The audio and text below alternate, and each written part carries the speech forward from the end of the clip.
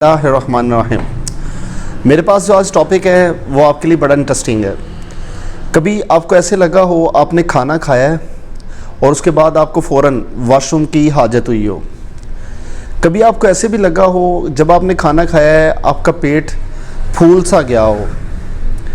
कभी आपको ऐसे लगा हो कि आपको बड़े पेशाब की सी कंडीशन है, ठीक है, और आप जब भी महसूस करते हैं तब भी आपको बड़ा पेशाब आने की हाजत महसूस होती है।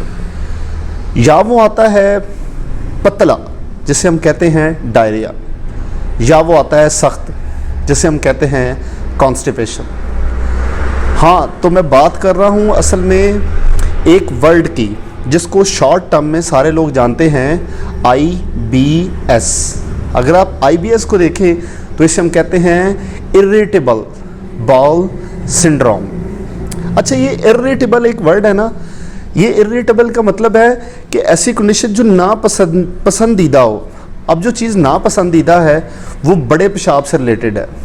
एक बात याद रखिए, जो बड़ा पेशाब है वो एक नॉर्मल अगर सिचुएशन में आता है तो बड़ा नरम आता है और एक वक्त पे आता है, ठीक है।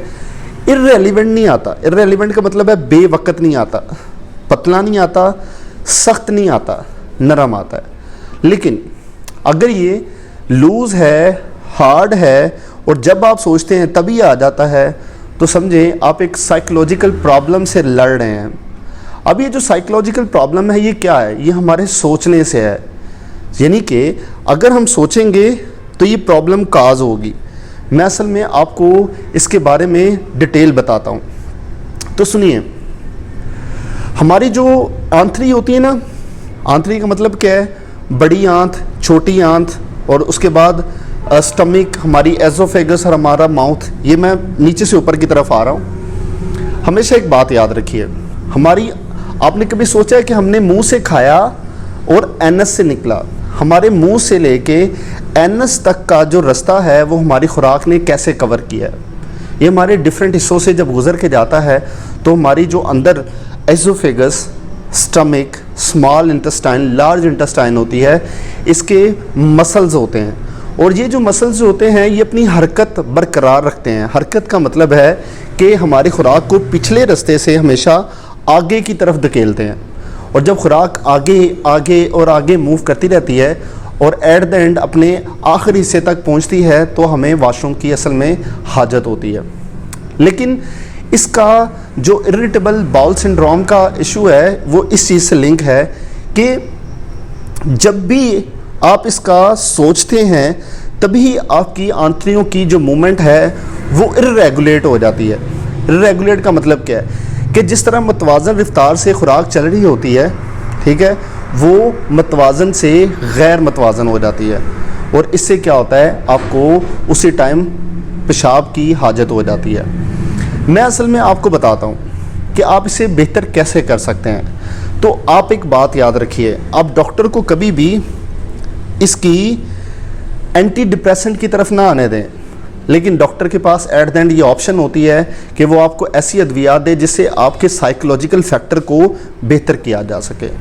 लेकिन उससे पहले भी मैं आपको कुछ बातें बताने की कोशिश करता हूँ। तो हमेशा याद रखिए कि जब भी आप अपने खाने का मतलब क्या है, खाने के टाइम को बेहतर रखते हैं तो आप इससे ठीक रहते हैं।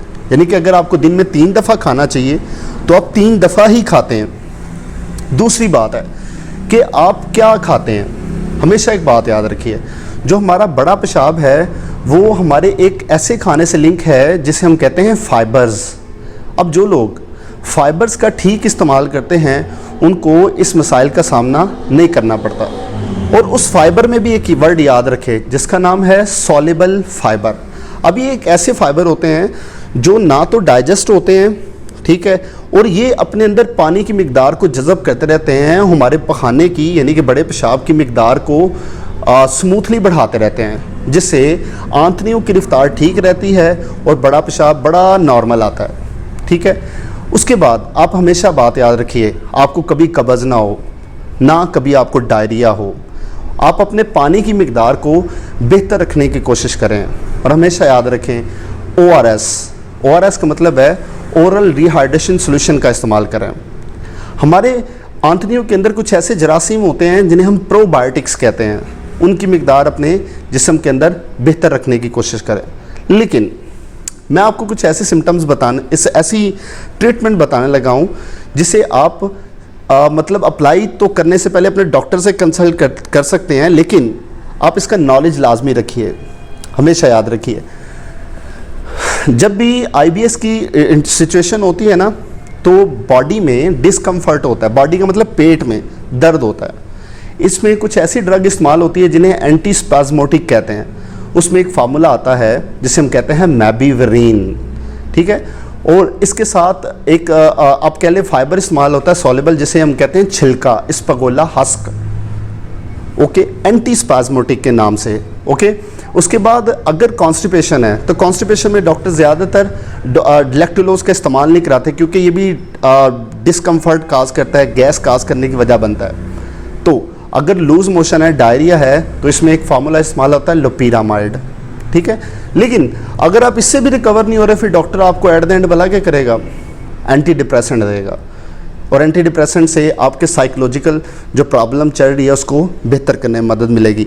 और हमेशा सुनिए, इसका कोई स्पेसिफिक डायग्नोस्टिक तरीक़ेकार नहीं है, यानी कि हम इसको नहीं मालूम कर सकते कि किस तरह पैदा हो रही है, किस तरह चल रही है, लेकिन आप इसे खुद ब खुद अपने दिमागी तौर पे सोच के, अच्छा सोच के और बेहतर सोच के, अपनी एक्सरसाइज के साथ, अपने खाने पीने के साथ इसको बेहतर कर सकते हैं। तो ये थी मेरी एक डिटेल वीडियो जिससे मैंने बनाई इरिटेबल बाउल सिंड्रोम, जिसे शॉर्ट टर्म में हम कहते हैं IBS।